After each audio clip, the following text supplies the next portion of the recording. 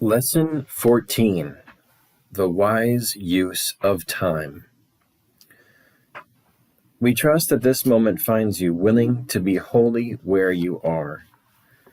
We would trust then that in this moment you are willing to assume responsibility for the choices you have made, the choices that have literally created the environment that you are experiencing in this moment, the chair in which you sit, the walls around you, the things that hang upon the walls, the individuals with whom you find yourself in close proximity, the individuals with whom you find yourself in relationship, the individuals with whom you work, those with whom you play, and those with whom you share. We would trust that this moment finds you, the Holy Child of God, at play in the kingdom of Christ. If not, if you are aware within yourself, well, that's not quite the perspective from which I was beginning my reading of this lesson.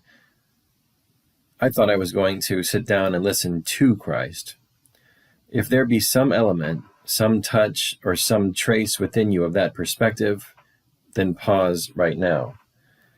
As you do so, abide by yourself and take several deep breaths if you wish. Go back to the 5-minute exercise of simply being the presence of Christ. For well do we perceive that many of you have already forgotten that the exercise exists. At the end of the 5 minutes, simply remind yourself that what is true always is always true. Only love is real. And what is real cannot be threatened by what does not truly exist.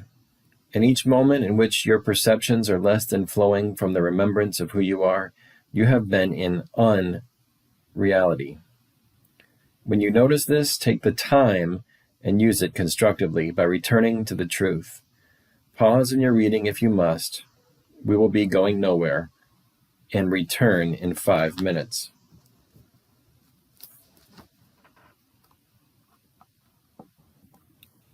The way of transformation is simple, for the way of efforting one's way into the kingdom cannot flow from the guidance of the Holy Spirit. For where there is effort, there is a separate will called the ego that believes itself to be, and would love to convince you of this, small, powerless, and knows that it is pervaded by fear. Love requires no effort, only the little willingness necessary to allow it to flow from the depth of your being through you, that it might be extended throughout creation. Beloved friends, the way of transformation requires only that you extend to yourself the willingness necessary to put into practice using time differently. No, it does not mean that you have to quit your job and go live in a little hut on top of a mountain somewhere. You would not necessarily use time differently by doing so. It does require that you begin with the simple recognition that there can be no set of perceived circumstances that truly have the power to separate you from your God. No set of circumstances, no set of relationships, not the weather, not the amount of money that you are allowing yourself to receive for the expenditure of your time. There is nothing in the world that has the power to separate you from your God. You are the one who holds dominion over all things. What does this idea of dominion mean? It means that you are the one who is the source of the power that can choose how you will see what is around you, how you will perceive it, and what you will believe most about it. You are the one with the power to penetrate the illusory veil of the world and see the heart, the essence, the truth, the Christ child in everything, a blade of grass, the cry of a child, the barking of a dog, or the coming of the mail with the bills. Therefore, the way of transformation does not require you to change your circumstances. It merely requires that you change your attitude toward them by recognizing that they are harmless, by recognizing that you have called all things to yourself. There are many that would teach that you must sit around and ponder why you did this and why you did that. I say unto you, All that is required to begin is the willingness to accept that in the great mystery of consciousness, you are the power and the source for all that you think, all that you see, all that you feel, and all that you would be and do. You abide in that freedom constantly. The way of transformation, then, simply rests on that. How will I decide to use my time? Finding myself here in this moment, can I remember that I am free to see things differently? I am free to look lovingly upon the world. I do not need to wait for something outside of myself to create a stimulus that elicits a loving response.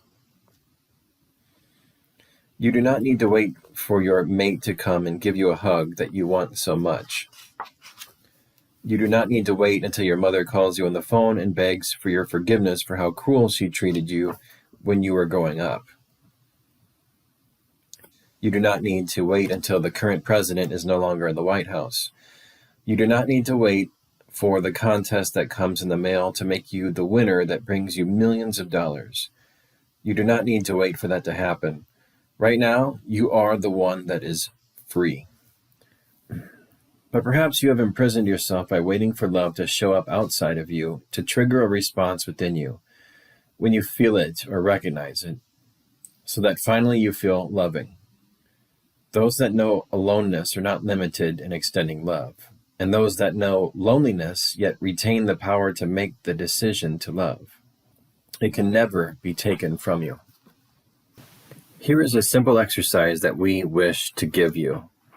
When next you find yourself alone and perhaps feeling just a little lonely, and you notice that the mind is spinning with thoughts, and you are feeling perhaps just a little weak and out of sorts, pick up your telephone book, take 3 deep breaths, and with each breath, say to yourself, "In reality, I remain as I am created to be.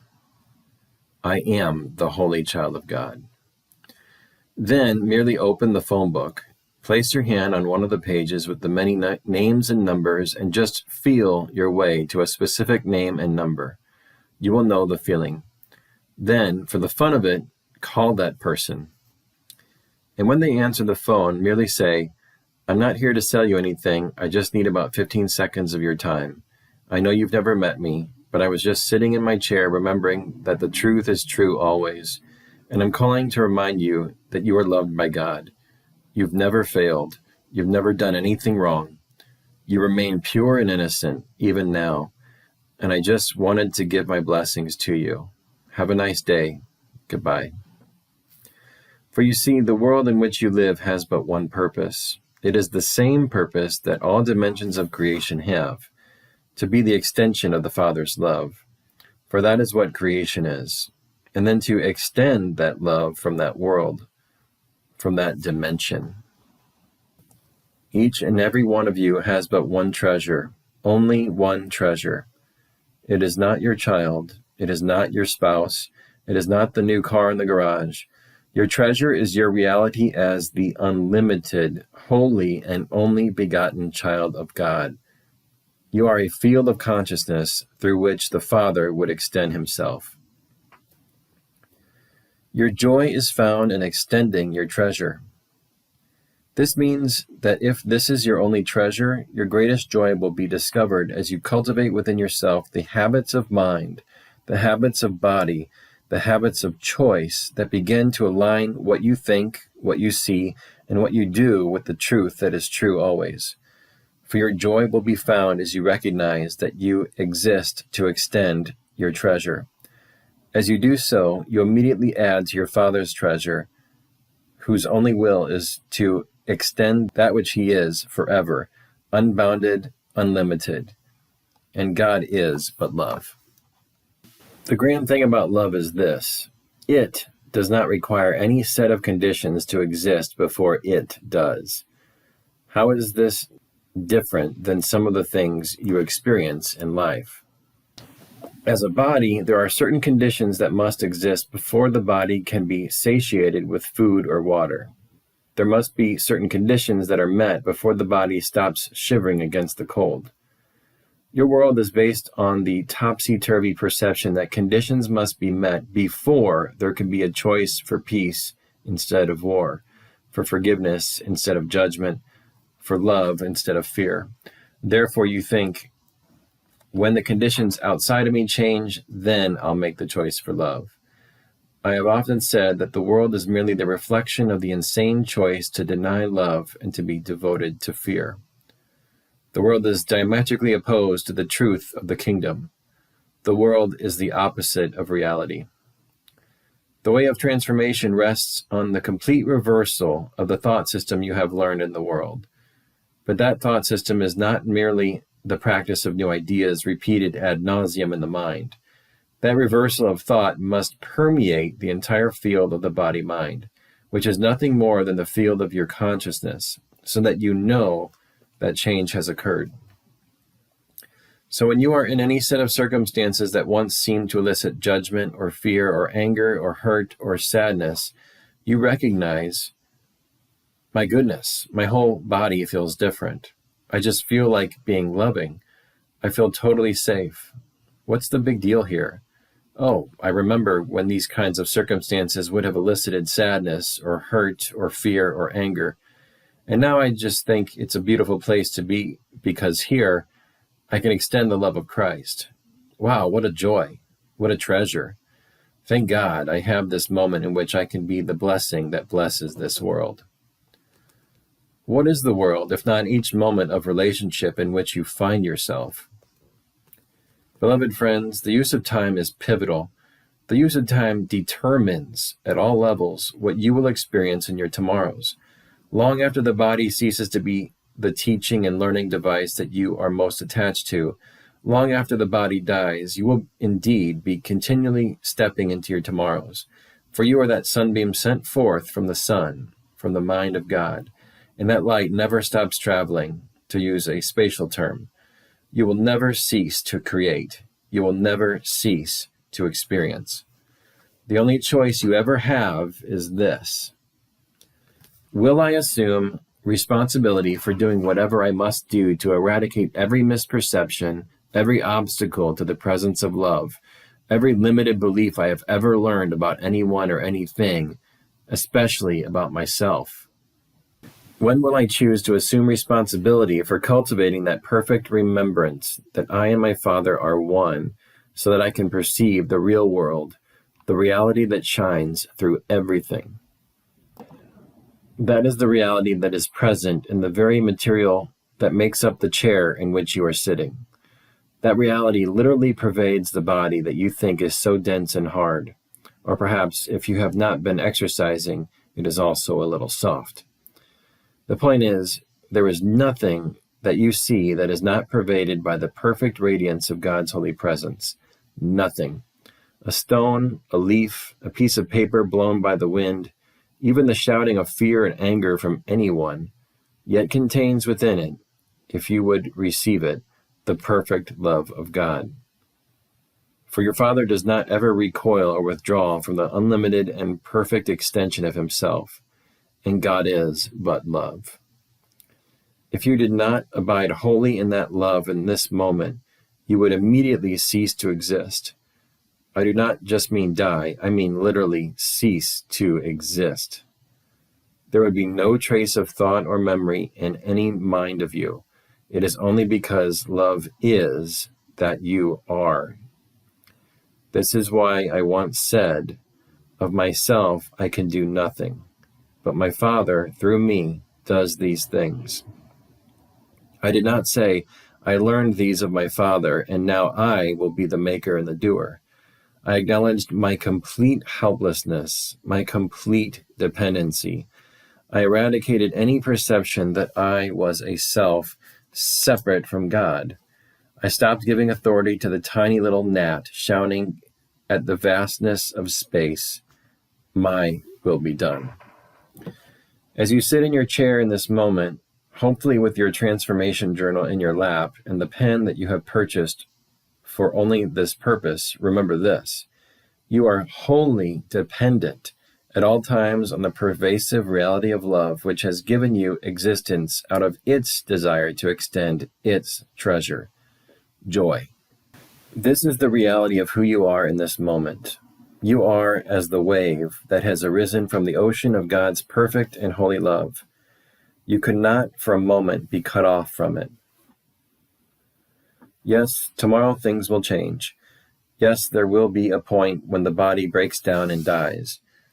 Yes, there will be a moment in which all that you see before you will be there no longer, for all things that arise in time end in time. That is the way it is.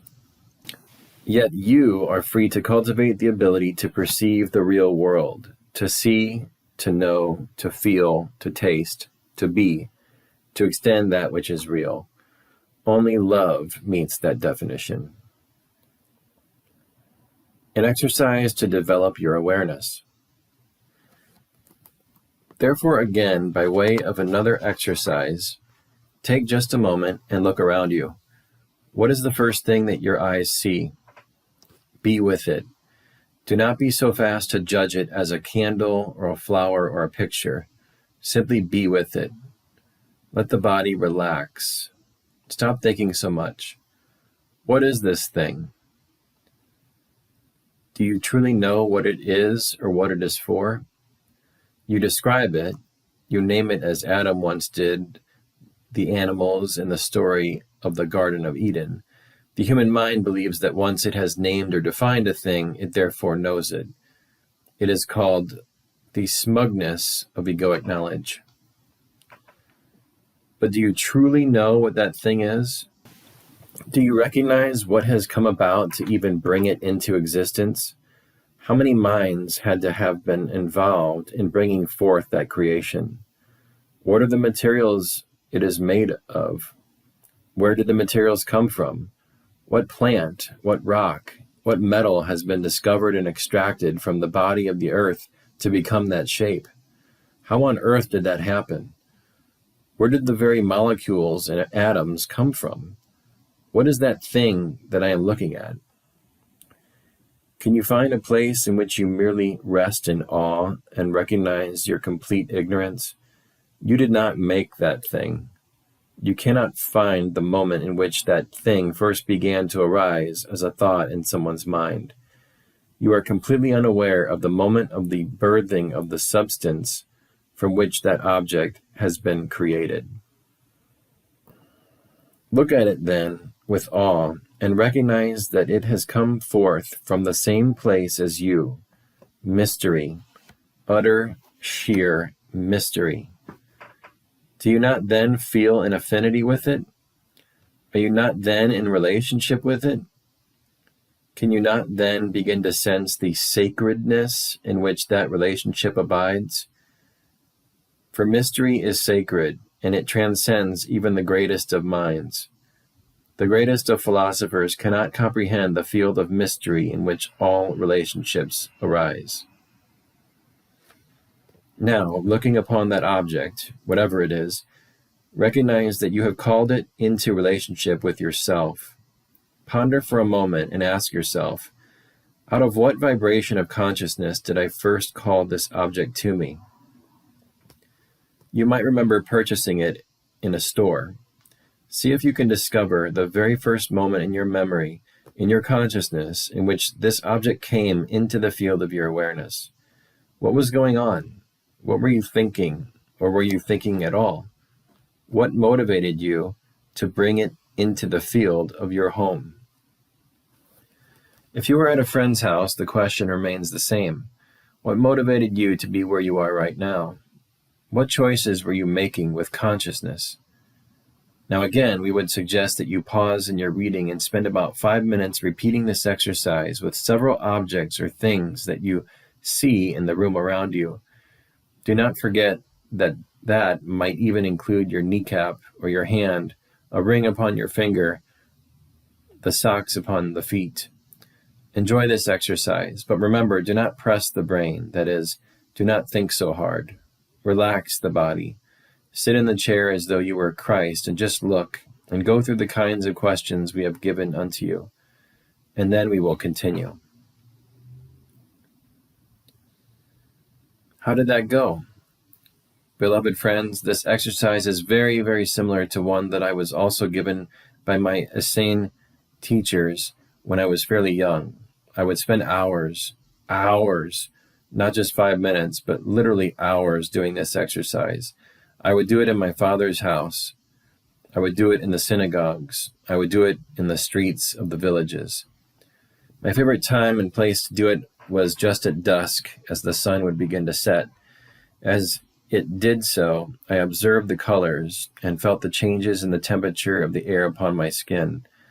As I looked at the breezes dancing across the grasses, and as I heard the song of the bird, I would be with these things, as I asked you to be with the objects in your room. Hours would go by as I would sit and try to look at each and every star in the sky, asking myself the same questions. Can I discover the source of this that I am seeing? Where did it come from? How could it be? What has brought this forth? As I began to sense that I was calling these things into my experience, I began to discern what brought me true joy. Not just a moment of pleasure or satisfaction or sense of security, but that which elicited true joy. I discovered that what always brought joy was when I was willing to surrender into the awe of mystery, to penetrate the thoughts, perceptions, attitudes, and definitions that the world had taught me. To look at a plate and not just see a plate, but to see mystery unfolding before me. To sit and look at a star, to sit and look at a sacred text, to sit and look at one diseased who sits at the side of the road covered with dust, and to see no difference, to see them all pervaded by the same mystery, the presence of my Father's love. I began to sense that that love pervaded me, that the very body-mind that I thought had been me, Yeshua ben Joseph, was arising out of mystery that I did not create myself. I finally came to realize that even I was a mystery with which I was in relationship. I decided to be in relationship with my own self, what we refer to as the body-mind, that peculiar sense of awareness in which you say, I am. I decided to be in relationship with the totality of myself, mind, spirit, soul, emotion, body, with the same sense of awe and mystery that I felt when I looked upon the farthest of stars deep into the night on a quiet hillside. And that changed everything. I gave up my self-definitions. I did not see myself as a carpenter's son. I did not see myself as a Jew. I no longer saw myself as a student of the Essenes. I came to see myself as the mysterious extension of something beyond my comprehension. I saw myself as a sunbeam to the sun. I saw myself as the very mystery of God's presence being unfolded in the realm of manifestation. I saw that all that I thought, even down to the body, was temporary. I saw that whatever it was that was birthing me was eternal and ongoing foreverness.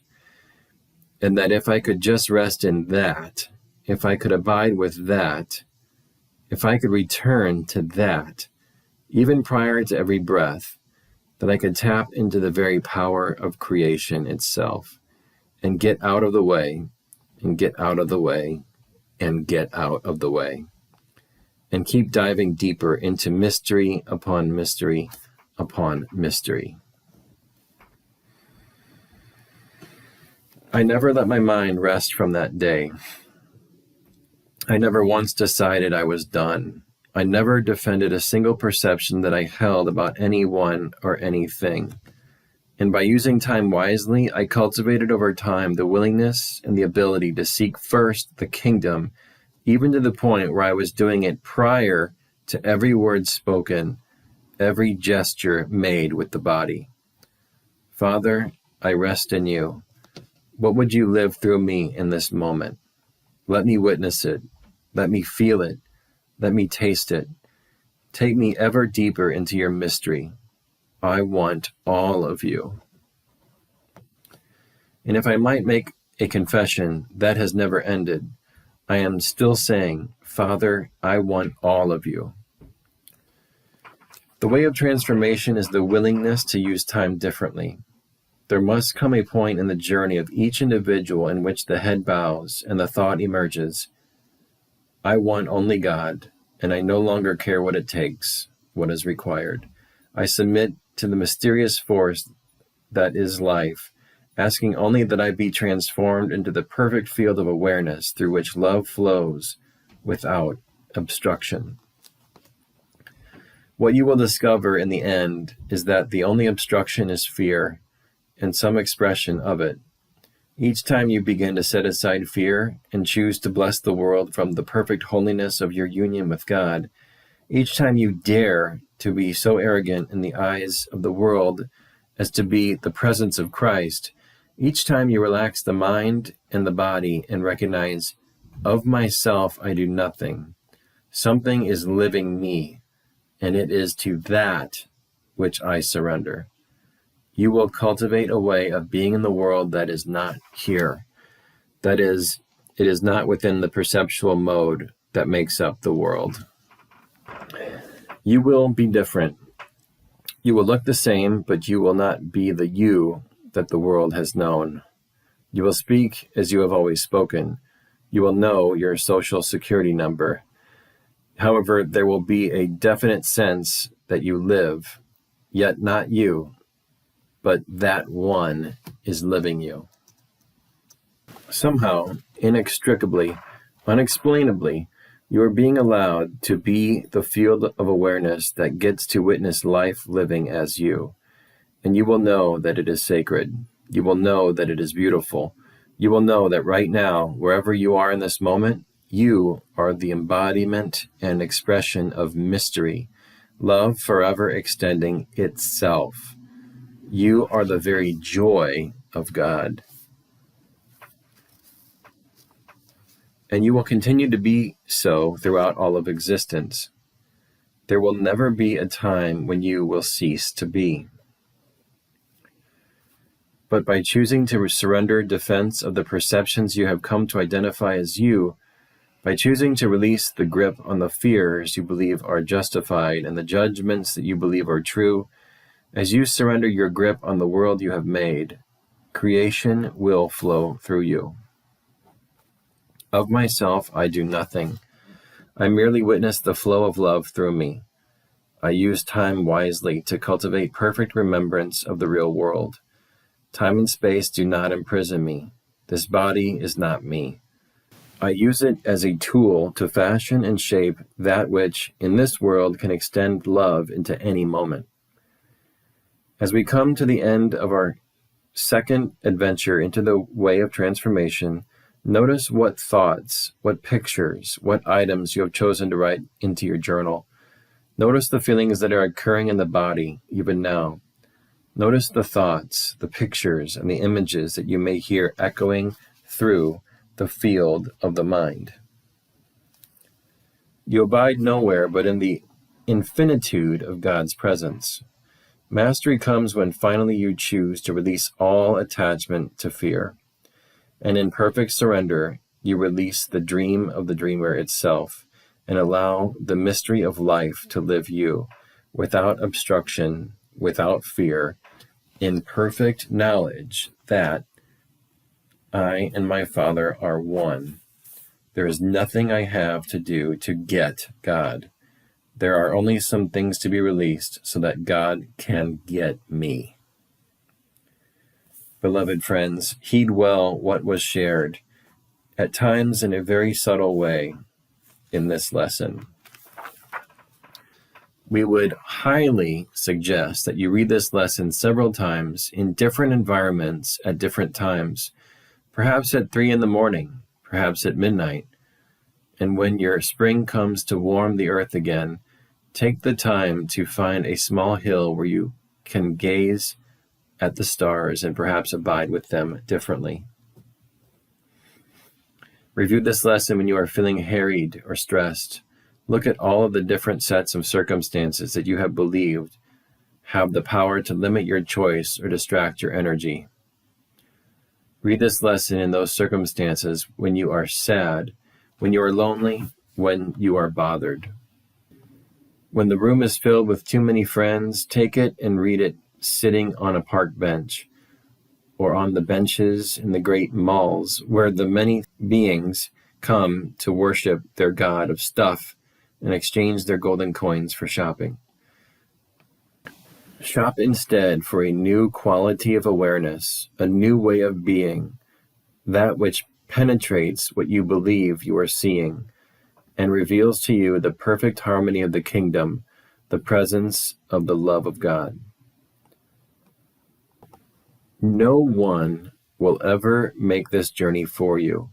No one you see or no one with whom you live will ever make the journey to God for you. So get clear about your priorities and seek first the kingdom. Above all, know that you are not alone. We are indeed with you always. I love you. Peace then be unto you always. Amen.